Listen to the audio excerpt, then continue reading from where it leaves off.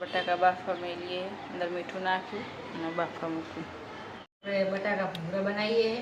તો પહેલાં બટાકા બાફ્યા, પછી સોલ્યા, સોલી પર મસાલો તૈયાર કરી દીધો છે। પછી તમે બતાવીએ, પણ મસાલામાં પહેલાં શું કર્યું ખબર છે? પેલા મરચું લીધું, પછી તેલ અને લીંબુ આ ત્રણે ભેગું કરી અને હલાવી અંદર આડે બટેકા નાખી દીધા આખા।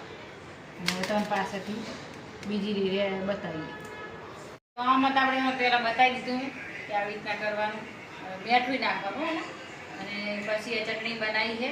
અંદર લસણ, ધાણા જીરું, મરચું, હળદર અને હિંગ બધું નાખી જેમ કે આ બહુ અમારે તીખા મરચાં, આમ તો કાશ્મીરી પેલા મરચાં મોરા હોય ને એ લાલ મરચાં જુઓ તીખા હતા એટલે અમે ઓછું નાખ્યું ને આમાં વધારે આવ્યું। અને કે આમ મરચું લાલ હોય ને તો બે આમાંય હરખું જોવે। આ જો ચટણી બતાવી ચટણી, આમાં ચટણી વધારે જોવે, પણ જેમ કે મરચું વધારે તીખું છે એટલે પછી વધારે તીખું બની જાય, એ મરચું થોડું જ નાખવું।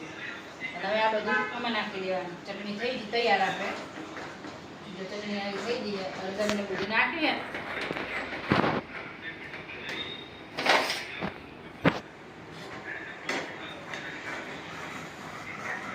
બસ। હવે ચટણી બનાવીને એ ચટણી બધી આમાં રેડી દેવાની,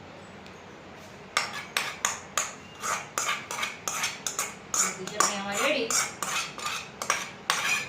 હલાવી દેવાની। લેબુ નાખ્યું હતું?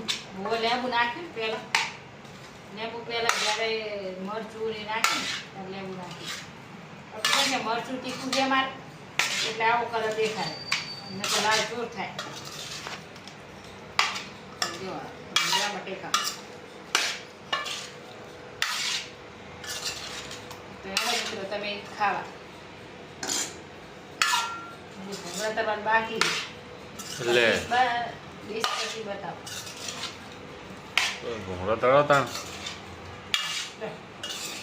ચટણી બનાવીને એ ચટણી બધી આમાં રેડી દેવાની,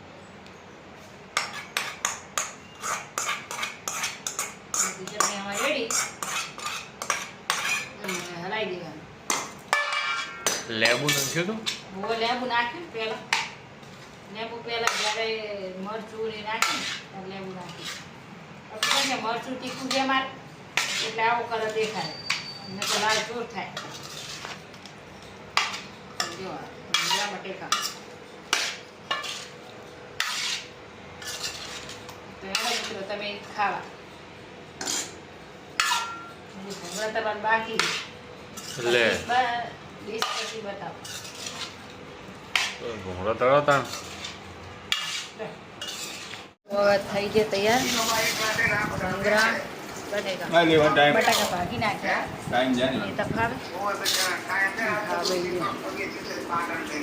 કેવો બને દિવ્ય? મસ્ત બને હે ને ભૂંગળા બટાકા? હજુ તો તે મેં ખાતા જ નહીં, મેં ચાખ્યો, મસ્ત બને।